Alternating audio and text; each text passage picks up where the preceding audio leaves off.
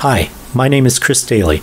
Today we'll take a look at one way of splitting up a model in Animation Master into multiple pieces so it takes up less space both on disk and in memory. We'll start with this model of a street. There are a lot of patches in this model. As you can see, about 23,500. On disk, it's about 7.2 megabytes. If you take a look at this model, one thing you'll notice is that the streetlights are repeated multiple times, and there's separate splinage for each occurrence of this streetlight. So we would have a potentially large gain if we were to separate out these streetlights into separate models and then compose them back together. To save time in the demo, I've already done this step. This is the street model without the street lights. If we take a look at the size, it's about 14,000 patches. And if we take a look at the traffic light, I have just one of the traffic lights here, and that is just under 2,000. So together that's 16,000 patches, give or take, down from about 23,500 patches. The next step will be reassembling these models. To repopulate the street, we'll assemble them together in a pose on the street model.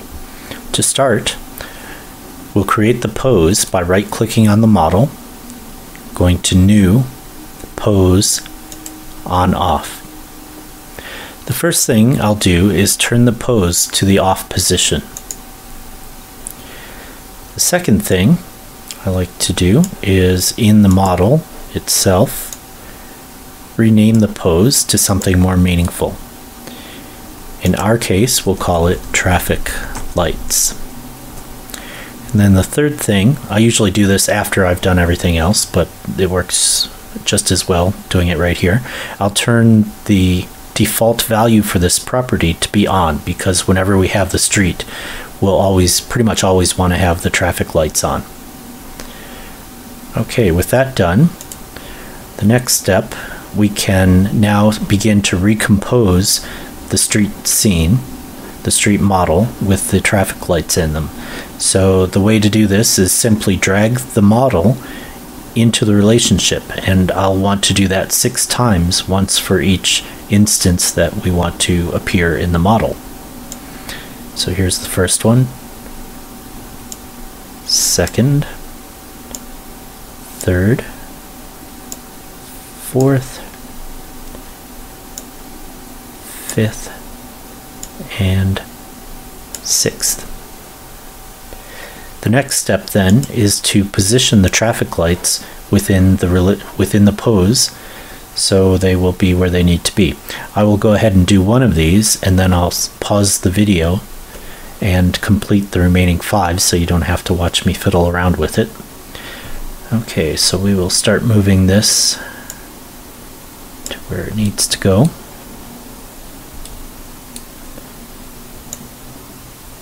And that is about the proper position for it. So there we go. So that's one. And then the other 5 will be very similar to that. Okay, I'll see you after I've finished the other 5. I'm back, and now all of the models for the traffic lights are in position. The action objects have their position keyframes set now in the off position. The next step is to deactivate the traffic lights within the pose. It's relatively quick, so I'll just go ahead and do them all. So basically, you want to go to the active property and turn it off. One thing this does not do is get rid of the model bone. So I will go ahead and select the model and hit J to hide the model bone. If you have multiple bones in the action objects, you have to select each of the bones in the action object and hide those as well.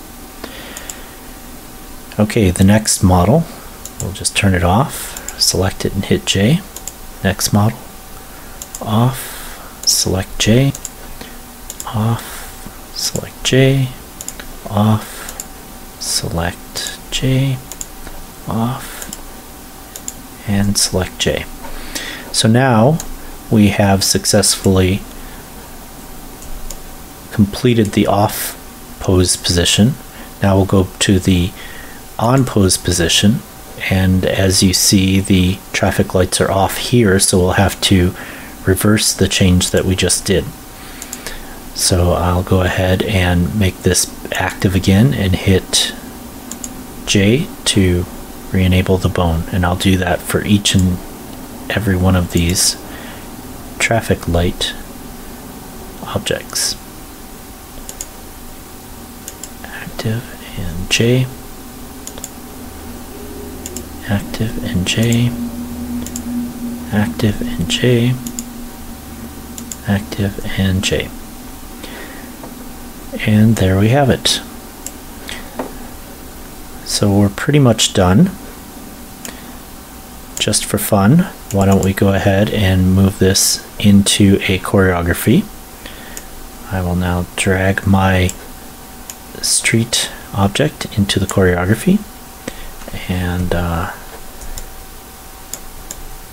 move back a bit, and you can see we have our street lights, our traffic lights rather. We can turn these off if we want and turn them back on.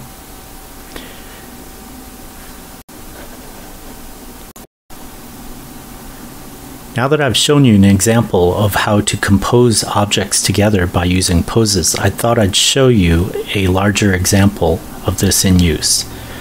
This is a set that we have created that includes a few characters and a set object, but you don't see much in this choreography. But as you can see, we can start turning things on and off. I will turn on parts of this cafe, tables and chairs, the counter, the front part of the counter,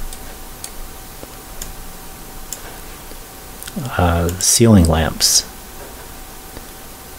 the courtyard next to the cafe, the rest of the interior of the cafe, and the exteriors of the cafe. And now I'll zoom out a bit more and we'll start turning on other parts of the set, the building next door.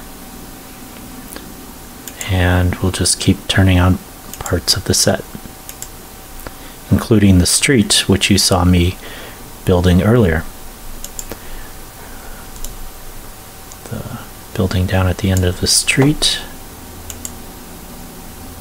apartment building.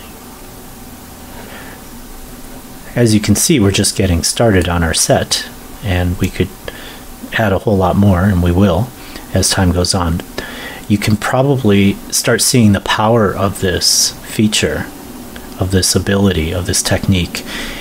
If you wanted to have a character walking through the set, you could have everything on one side turned off, and as they get close to those other parts, you can then turn them on, and you can start turning off other parts that will not be appearing in the scene.